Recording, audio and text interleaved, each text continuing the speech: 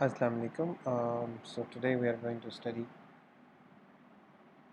cohort trials, and in continuation to the last lecture in which we have discussed interventions trials, today we are going to learn what the cohort study looks like and what are the cohort studies stands for.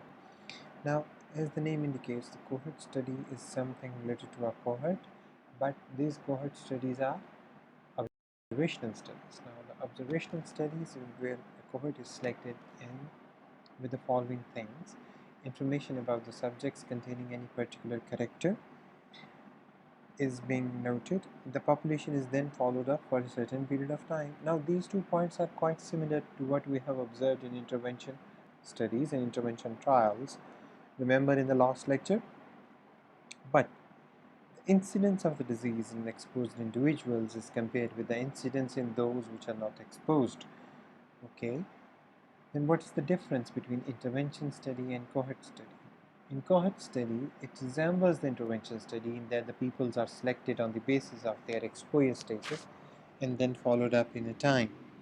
But differ for them is that, but the difference is that it doesn't have any direct control on the subjects itself. I mean, the investigator doesn't decide which one are going to be affected, which are going to be not affected with the disease, right? So that is the key.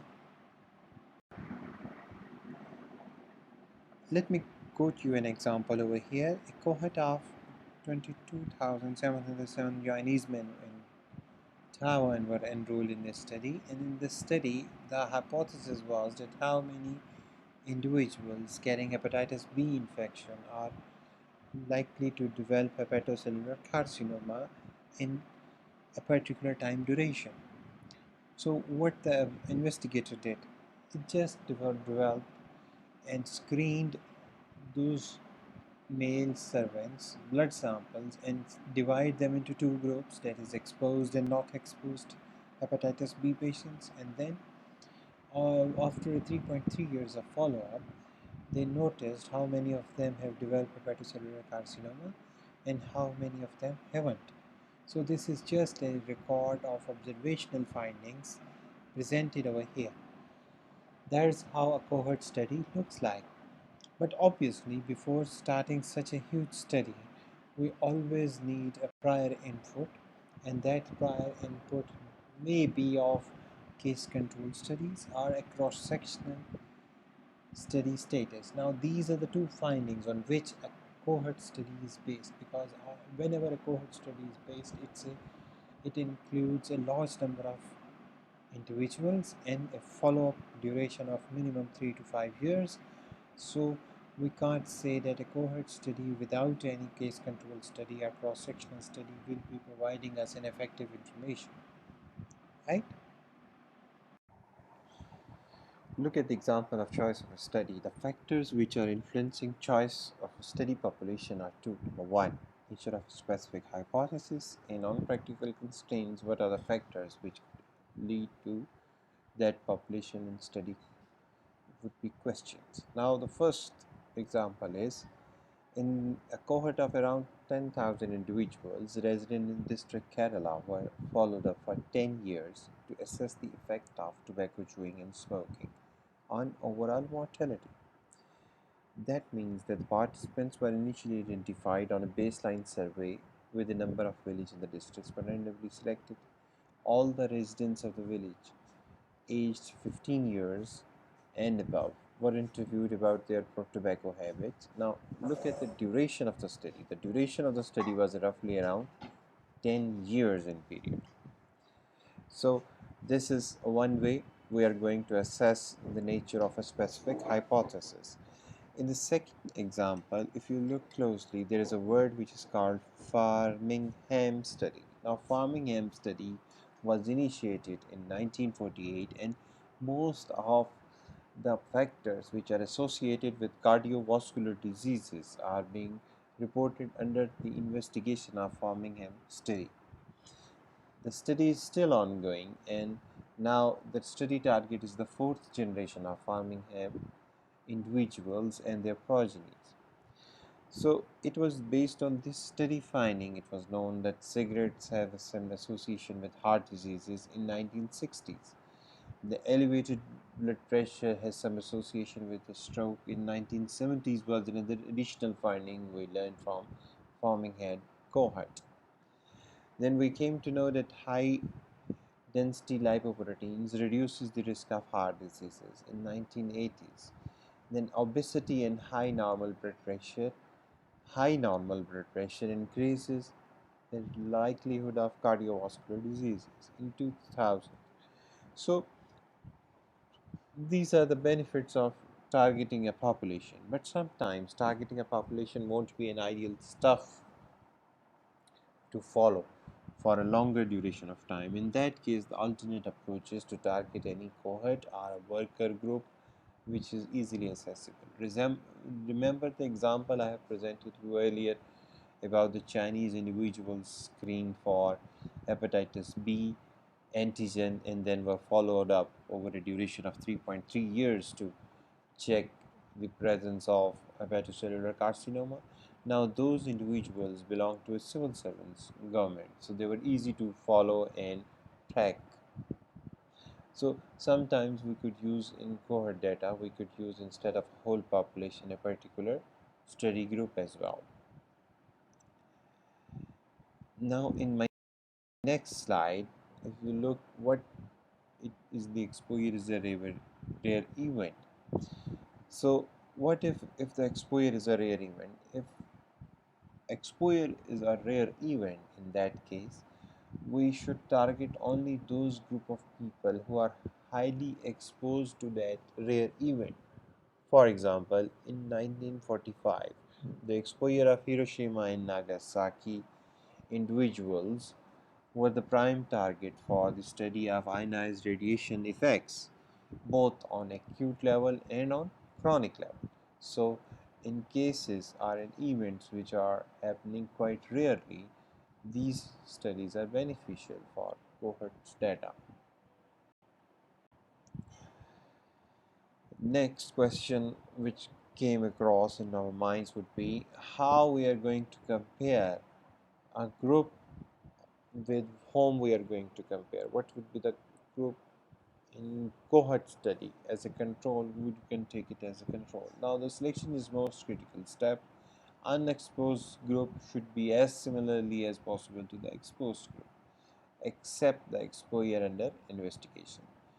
So two main types of comparison groups may be used in the cohort study. Number one, I am going to give you the examples of internal comparison groups, and then I am going to tell you external comparison groups.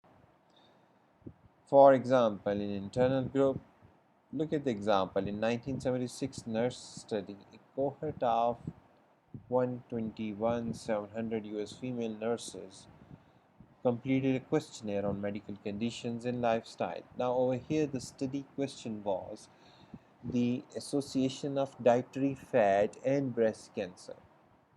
Okay, now these nurses were followed for a certain period of time. I think it's around 10 years. Now a total of 1799 newly diagnosed breast cancer cases occurred during the first 10 years of follow-up. Analyses were then conducted to investigate the relationship of oral contraceptive use and risk of breast cancer. Remember the question we were studying at the start of hypothesis? The question was, is there any probable association of dietary fat with breast cancer? But the questionnaire design was so exhaustive and so informative that after a 10 years follow-up, based on the similar questionnaire data, a further study inference was deduced from these findings that whether there is any probable association of oral contraceptives with breast cancer or not. So, women who were reported in the initial questionnaire in 1976 and subsequent ones, they have never taken an oral contraceptives, were considered as unexposed group in this analysis, while all those who were using contraceptives at some time point in that study duration were considered as exposed group. Okay, and then the association of breast cancer was retrieved from the initially available data. So now over here you have learned internal group classification. In the next example, if you look that there were roughly around 14,000 workers which were working in a nuclear power plant in UK. Now in nuclear power plant there are a certain group of people who were having a label. Now these labels are small tags which were people used to wear on their overalls, and they are actually the indicators of radiation exposure. So they are called as densitometers. Now these densitometer carrying people were considered as exposed to the radiations, while those who were not wearing those densitometers were called unexposed group of individuals. Now these unexposed group of individuals are also working in a nuclear power plant, but based on the nature of their job or limited risk, we classify them as exposed and non-exposed or unexposed individual groups. And then we compare the mortality experienced by the radiation workers with those of non-radiation workers. Okay, so this is another example of internal grouping classification. Now look at the example of external groups for comparison of the findings. A cohort worker in a major tire manufacturing plant in Ohio was set up to examine their overall and cause specific mortality. Now, what they are showing us? They were showing us that 6,678 men rubber workers within age 40 to 84 were identified retrospectively from pension, payroll, death claim, and other company files. These workers were followed from 1964 to 1972. The age-specific mortality experienced by this group was then compared with that experienced by three comparison groups. Now, if we look at this data, the data shows that at certain time point in life, these individuals were the part of a study, were being followed based on the pension, payroll, death claims from 1964 to 1972, and we are interested to know whether the rubber workers cohort death or mortality is associated with what about the probable cause of their death. Now, in that age group, we are comparing this finding with the steel workers cohort and then Ohio State overall population trend in the US population. When we compare, the comparison makes us clear that the age-specific mortality rate among different occupations varies. For example, low age-specific mortality in rubber and steel industry, low age-specific mortality rate over a population and country specific means not that the recruitment of these healthy individuals were only made in steel and rubber industry. It also indicates that the lifestyle and socio-demographic styles improved in these workers based on the industry they are joining. Okay, so maybe they are working more as compared to the residents of Ohio State and US State, but this is another way of portraying your results inference from the data. Now there are two things we could measure from a cohort study. Forget about the design over here I am showing to you. One thing we can call is a prospective cohort study. Prospective cohort study from one time point, like if we are sitting right now, this is the present, and now from present to future we are trying to measure something. This is a prospective cohort study. The other aspect we can measure is historical cohort study. For example, in my previous example, we identified individuals in 1962 based on a past record of a factory. So from present, but we are digging out the previous record. So historical cohort study. ठीक है, so present study ये होगी और historical cohort study में आप past का record लेकर data को retrieve करते हैं. Now, historical cohort study in 1950 is a cohort study to assess whether men engaged in the manufacturing of dye-stuff intermediates had an excess risk of bladder cancer, यानी जो ये रंग लगाने वाले लोग हैं, रंग शंग लगाते हैं डाइंग इंडस्ट्री में, क्या उनके अंदर ब्रेस्ट कैंसर ब्लैडर कैंसर का रिस्क बढ़ जाता है। अब इस फाइंडिंग को उन्होंने कंपेयर करना था। अब इस फाइंडिंग को उन्होंने कंपेयर कैसे किया कि 1920 से लेके 1952 तक जितने भी इंडिविजुअल्स ने डाइंग इंडस्ट्री में काम किया है with a minimum duration of 6 months to next, तो उन्होंने इसका कंपैरिजन बनाया कि क्या उन लोगों के अंदर ब्लड कैंसर का रिस्क बढ़ता जा रहा है। ये एक हिस्टोरिकल कोहर्ट स्टडी बनाई गई, ठीक है। अब इसके साथ साथ वो कहते हैं कि आप measurement of potential confounding variables भी ले लें। This is one limitation of a cohort study, that information on confounding variables should not be missed, like asbestos exposure versus respiratory disease data on workers. If somebody is want to work on whether asbestos leads to some respiratory problems or not, then it should be vital to note whether the individual already has some addiction of smoking or chewing tobacco or something like that. If that is lacking, then the confounding variable impact on the cohort is huge. ठीक है, सो वो एक additional parameter है जो आपको साथ साथ लेना चाहिए। रिमेंबर द एग्जांपल इन विच हमने ये देखना था कि डाइटरी फैट का कोई एसोसिएशन ब्रेस्ट कैंसर के साथ है कि नहीं, लेकिन उस 10 साल की स्टडी के अंदर हमें एक additional cheese based on valued questionnaire पता लगी कि ओरल कंट्रासेप्टिव्स का कोई एसोसिएशन ब्रेस्ट कैंसर के साथ होता है या नहीं होता। समझ रहे हो, यही वो चीज़ कह रहा है कि इसी तरह से आपको कंफाउंडिंग वेरिएबल्स छोड़ने नहीं चाहिए। फिर नेक्स्ट चीज़ जो हमें मेजरमेंट करने के लिए की जा रही है वो है कि measurement of outcomes. That measurement of outcomes का मतलब ये है कि since it's an observational study, so measurement of outcome is an important thing. और इसमें ये कहा जाता है कि जो development of measurement of outcome है ना, उसके लिए अगर आपको एक और इंटरेस्टिंग चीज़ ये पता होनी चाहिए कि at the start of the study the individual should be disease free. ये तो ऑब्वियस सी बात है, मगर हर डिज़ीज़ का एक लेटेंट पीरियड है। जैसे कोरोना वायरस का हमें पता चल रहा है ना कि 5 to 6 डेज़ होता है, उसमें इन्फेक्शन दूसरे में ट्रांसफ़र हो सकता है और फिर 14 डेज़ के अंदर अंदर उसको कहीं ना कहीं से इन्फेक्शन हो जाए तो वो क्लिनिकल साइंस शो करेगा। तो इसी तरीके से वो ये कहते हैं कि जो अगर आपने कोविड आइडेंटिफाई किया है अगेन कैंसर, तो आपको जो उसका लेटेंट पीरियड है वो ज़हन में रखना चाहिए कि cancer is a slow growing process and it usually takes more than 4 or 5 years.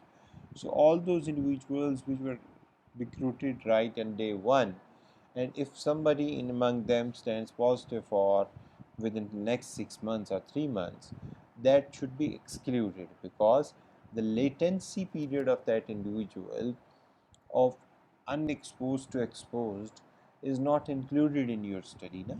तो उसको आप अपनी स्टडी के अंदर ये नहीं कह सकते कि ये पहले अनएक्सपोज था और 6 महीने के अंदर अंदर इसको कैंसर हो गया, नो, बिकॉज उसका जो स्टडी ड्यूरेशन में क्लिनिकल साइंस से पहले का पीरियड है वो आपने काउंट ही नहीं किया ना।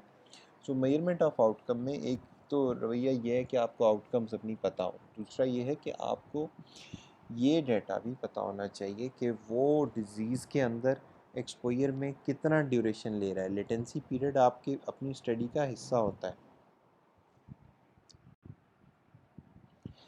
फिर क्या बात है, फिर ये है कि जी how you are going to follow the individuals. Now there are certain time points in which you can follow the individuals, and before following them there is an interesting thing we should know and we should also keep in mind. Number one, that for certain populations you can screen those populations data from day zero and then extend it further depending upon your own visits to that locality.